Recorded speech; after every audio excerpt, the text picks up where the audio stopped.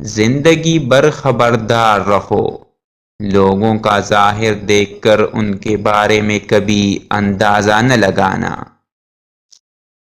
چالاکی سے ہر کام میں تھوڑا بہت فائدہ ہو سکتا ہے، لیکن یہ مکمل کامیابی کے لیے مؤثر نہیں۔ نئے راستے پر قدم رکھنا یا کوئی نئی بات کہنا ایسی چیزیں ہیں جن سے لوگ سب سے زیادہ گھبراتے ہیں۔ آئین کی سختی کا گلہ نہ کر اور محمد صلی اللہ علیہ وآلہ وسلم کی مقرر کردہ حدود سے باہر نہ نکل۔ ہماری زندگی اس پینڈولم کی مانند ہے جو آنسو اور قہقہوں کے درمیان جھولتا ہے۔ تیرے آزاد بندوں کے لیے نہ یہ دنیا ہے اور نہ وہ دنیا، یہاں مرنے پہ پابندی ہے، وہاں جینے پہ پابندی ہے۔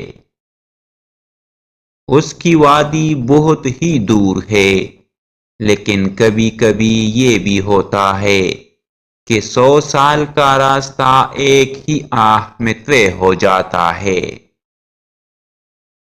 دولت کھاد کی طرح ہے، جب تک اسے پھیلایا نہ جائے فائدہ حاصل نہیں ہوتا۔